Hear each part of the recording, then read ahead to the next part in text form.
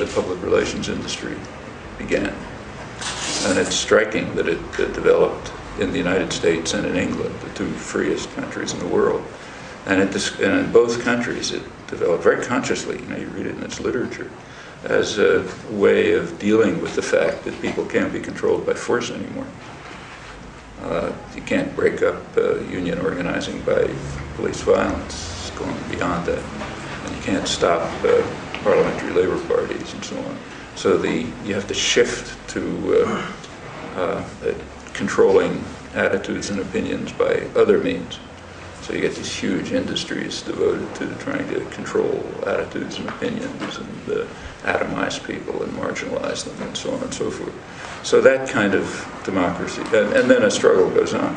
Are we going to have real democracy, or are we going to have elite decision-making and popular ratification, what political scientists call polyarchy, which is what England and the United States are and other countries. So that's domestically, and internationally it's the same thing. I mean, they're not opposed to prosperity, as long as the people who matter, the rich and powerful, get what they need. Then it's kind of irrelevant whether other people can survive. I mean, if they can, okay. If not gonna, there's no opposition to it. But policies are naturally designed in the interests of the policymakers, and it's that's the whole of history. It's nothing. Is Lebanon moving towards that? Moving towards what? And the Middle East in general? The Middle East, like every other part of the world, for years, decades. I mean, the Middle East has been moving towards democracy. So if you go back, say, to the 1950s, in 1958, it's a very crucial year in world affairs and Middle East affairs particularly.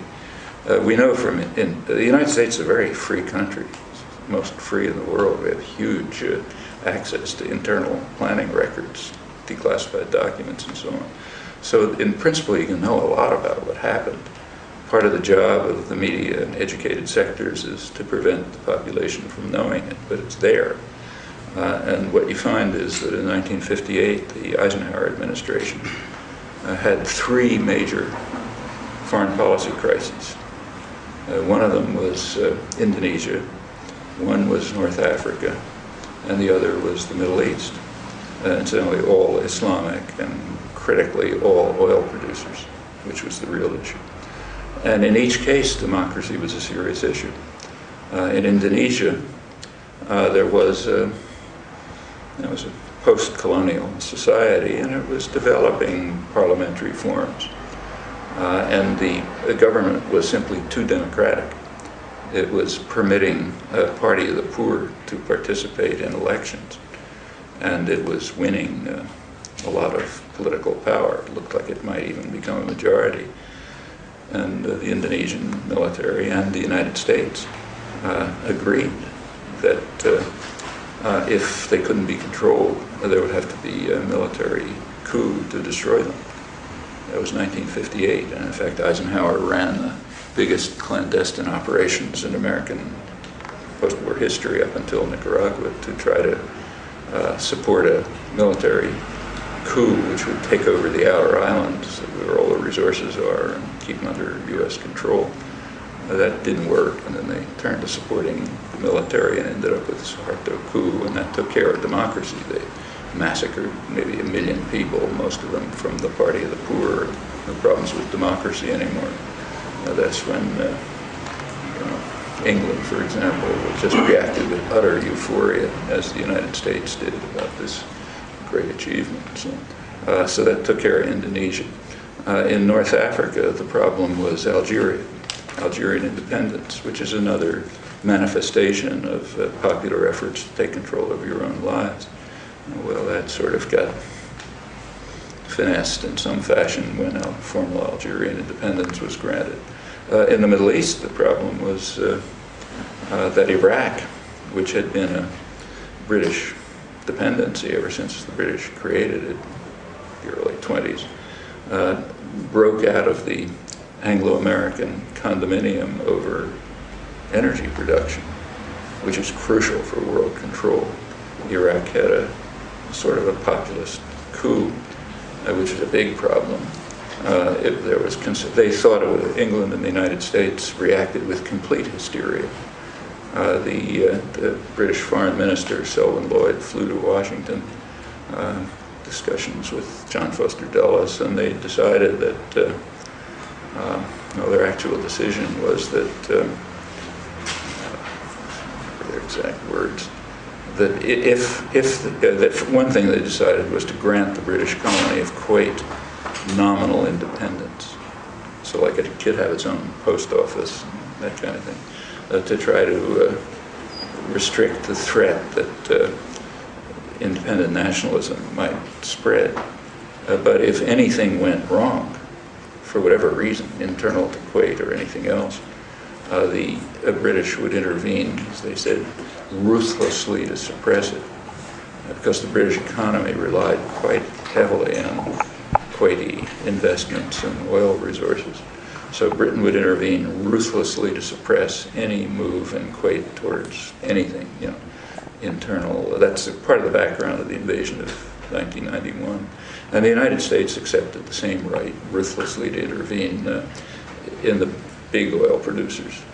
It's a relative role of the U.S. and England in Saudi Arabia and the Emirates and so on. And the point was to try to prevent the spread of secular nationalism, which was symbolized by Nasser.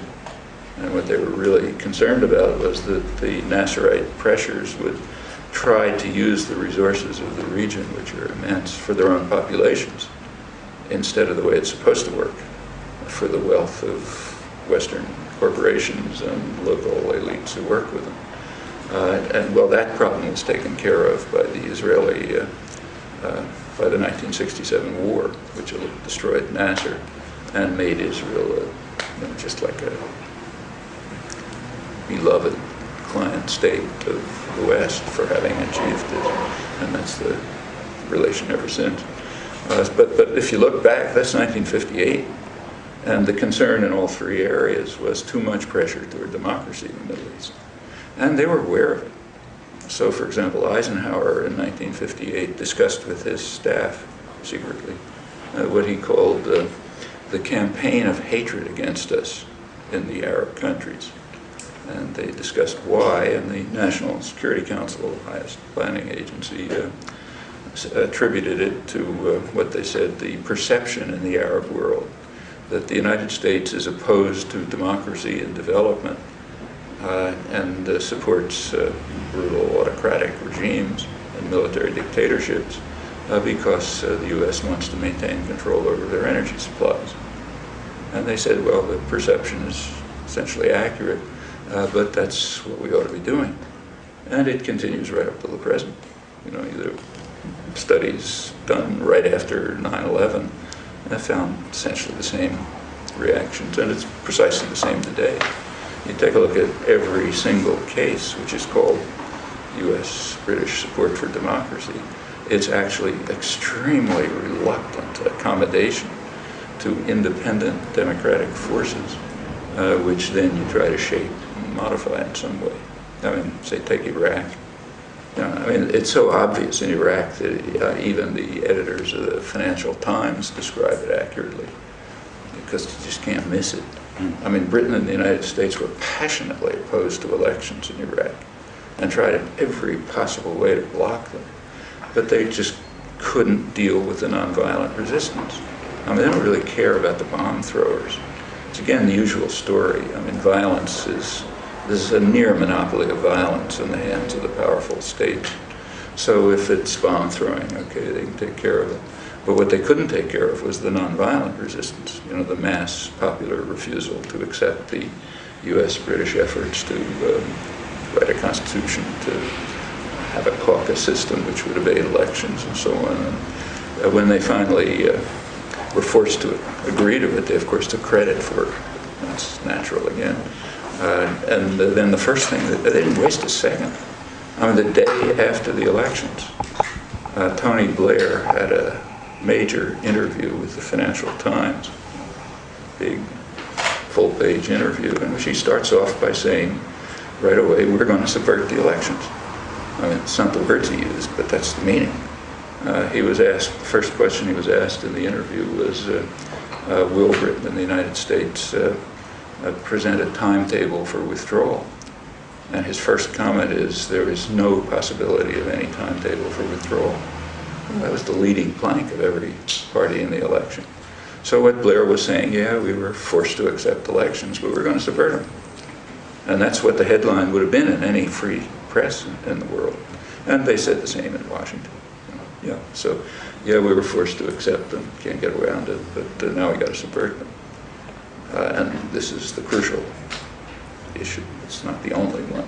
The other ones are whether the U.S. and Britain can maintain the illegal legislation that was imposed by the occupying forces, which essentially open up Iraq's economy to foreign takeover.